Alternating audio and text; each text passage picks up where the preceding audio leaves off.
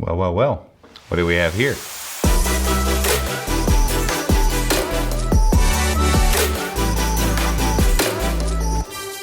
So in front of me is the ASUS Chromebook Flip C434. It is the highly anticipated device that we saw back in January at Vegas at CES.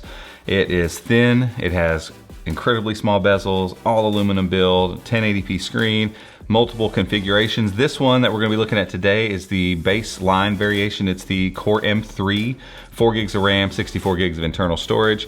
They're gonna be making an M3 with 8 gigs of RAM, I believe an i5 with 8 gigs of RAM, and maybe 16 gigs as well on that, and an i7 with 16 gigs of RAM, I believe, also 128 gigs of storage on those upper models. We don't have pricing on those. What I can tell you is that this one from ASUS, that's where we got this one, is $569 right now. And the question becomes, is it worth that kind of money? Because $569 puts it in a little bit higher price bracket. So we want to just crack it open today, just give you some first impressions on final build, because we were looking at a pre-production model back in January, and just give you some first impressions on this thing. But before we do that, this video is brought to you by NordVPN. They're the VPN of choice for millions and millions of users. It's because they're awesome. We use them, we enjoy using their services, and you can use it on a Chromebook, and then you can turn around and use it on your Android devices and iOS, Windows, Mac, all of those things. If you'd like to learn more about them and how to secure your browsing when you're at home or on the go, just go over to chromeunbox.com/NordVPN and get started today. All right. So we did at least cut the tape on this thing. C434.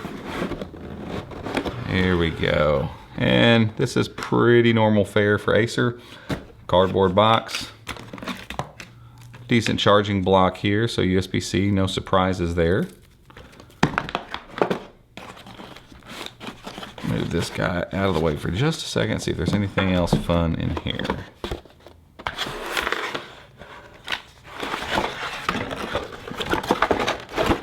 Yep. Nope. Now, one of the cool things that ASUS does provide for their customers on these is called ADP. It's the ability to have a 1-year kind of extra warranty, drops and spill protection, stuff like that. You can check more out on exactly what's covered with them. But that's more than you get out of the box on most things. Oh, man. As good as I remember it from Vegas, this thing is just, it's just pretty. So I left something over here specifically for reference, a device that we unboxed just a few days ago, actually. It's the 0.2 Chromebook, also a 14-inch Chromebook, but here's what I want to show you. And what's special about what ASUS has done with this one. Both 14-inch 1080p screens, and you can see the massive difference in size of these devices. So if you're looking for something ultra portable and slim and much lighter as well, then this might be the device for you. So let's take a look around the outside. Again, this nice solid brushed aluminum, just really, really, really pretty. Nothing along the back. These nice kind of chromed out hinges here. On the side, you can see we've got USB-A, headphone jack, USB-C, volume rocker, power button.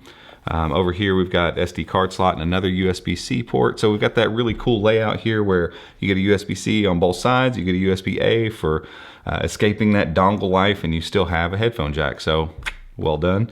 Across the front, there's actually a couple small holes here. It'd be impossible to see those on camera, but I'm assuming that's a stereo microphone array up top. And that's about it. No fans, obviously, some speaker grills on the bottom. But overall, just really, really tight package. It looks really, really awesome. So let's crack it open. And you get that nice little gentle lift whenever you open the device up.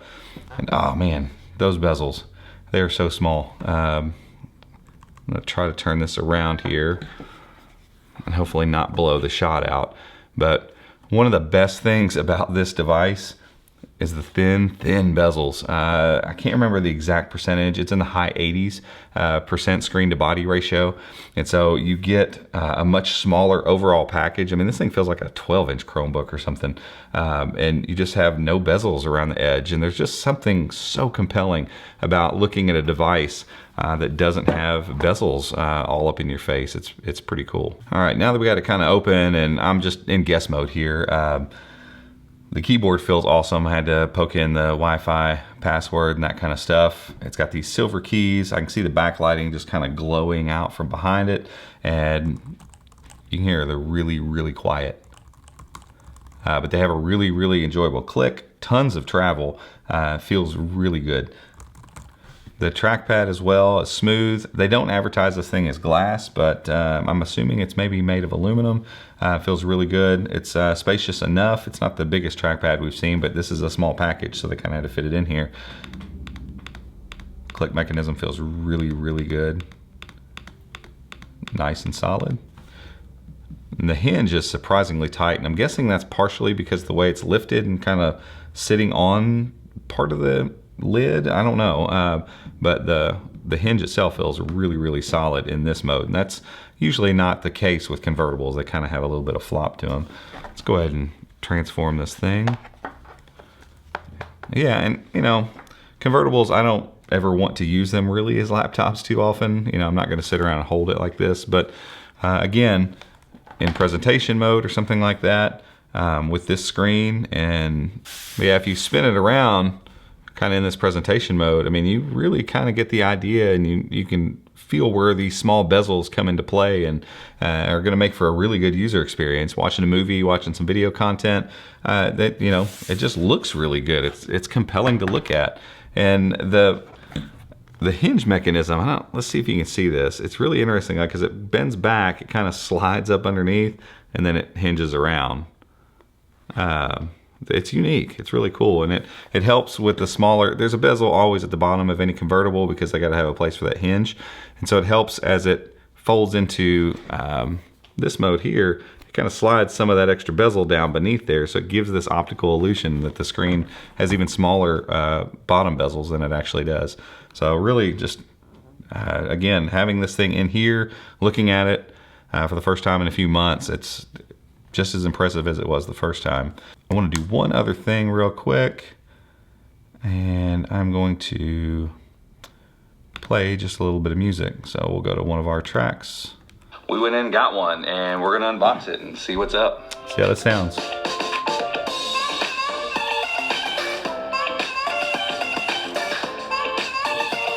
But before we get into the box, this video is brought to you by... So in general, they're not the loudest things I've ever heard.